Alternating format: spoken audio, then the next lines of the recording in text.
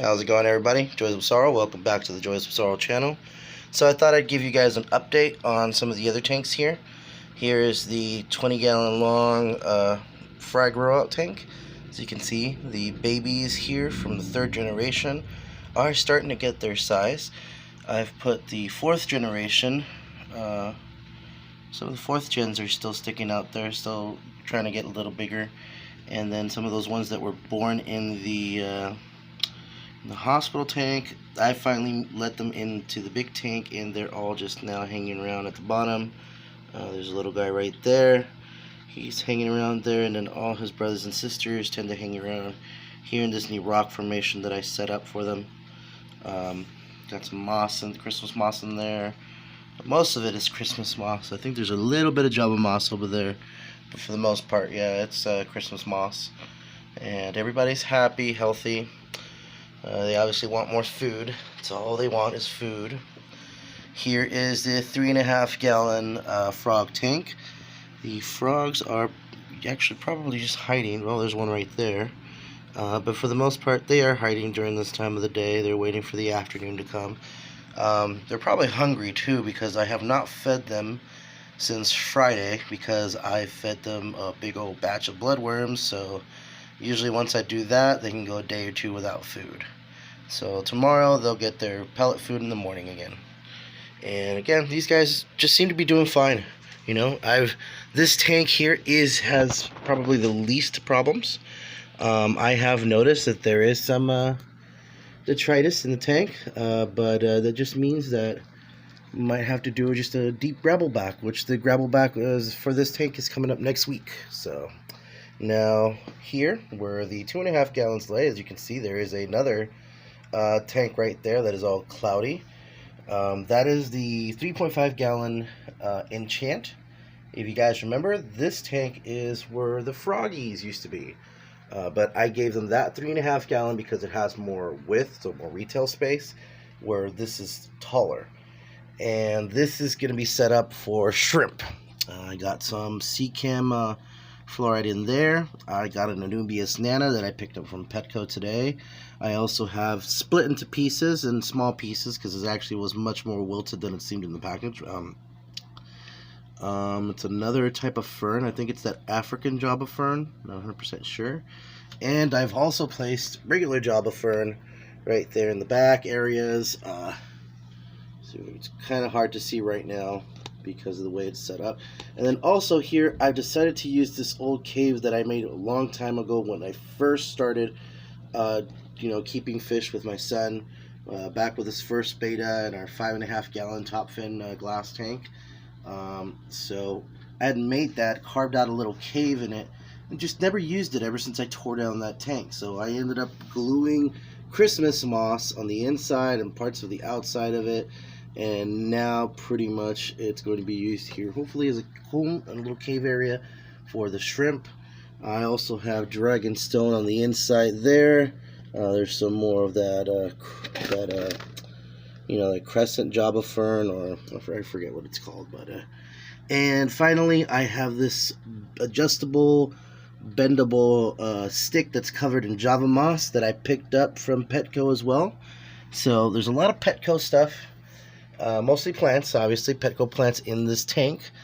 The tank itself is top fin tank. The rocks came from aquarium store in Simi Valley. The volcanic rock came from Petco because they are the cheapest source right now that I know of for volcanic rock.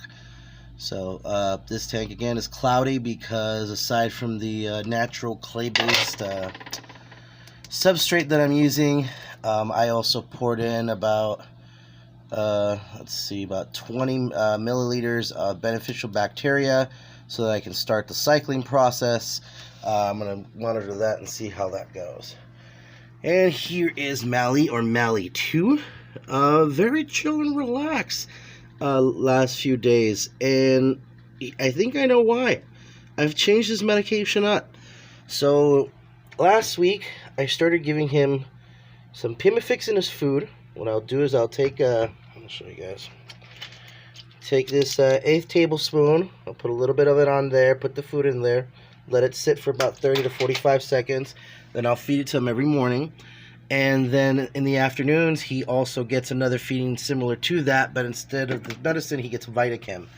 So I did 1 week with Pimafix. I did notice the fins getting better. However, still a lot of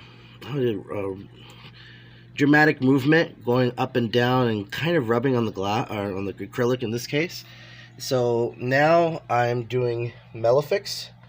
So we're down to 2 more days with the Melafix, and he has seemed to calm down dramatically.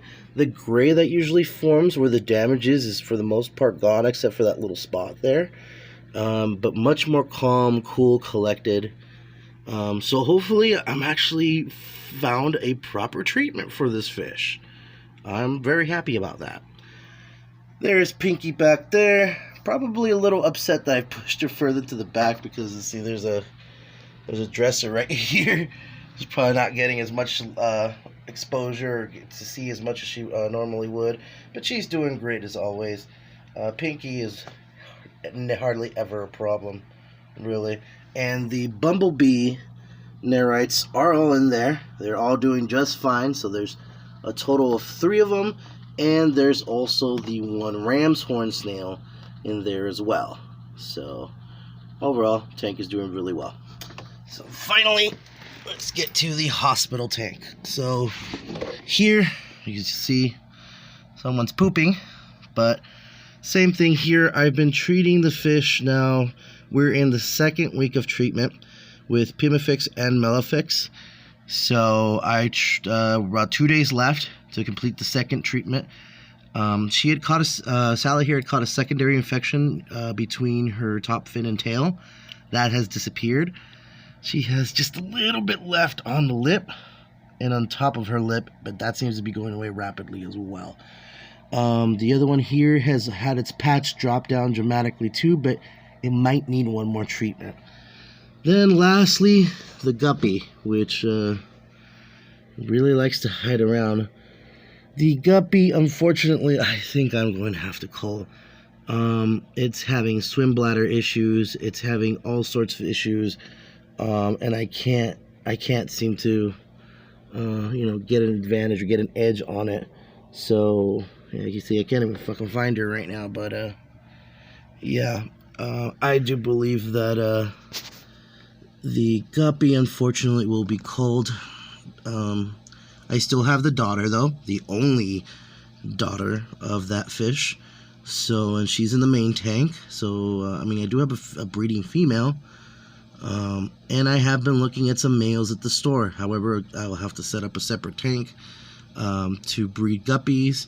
Might just do that in a 10-gallon. They're not that big of a fish, so. And I do have a spare one right now. But I actually might end up using that as another quarantine or holdout tank. Who knows? Because I've honestly been wanting to get some fish for a while now, but I haven't because I've had these guys in the only quarantine tank I have set up.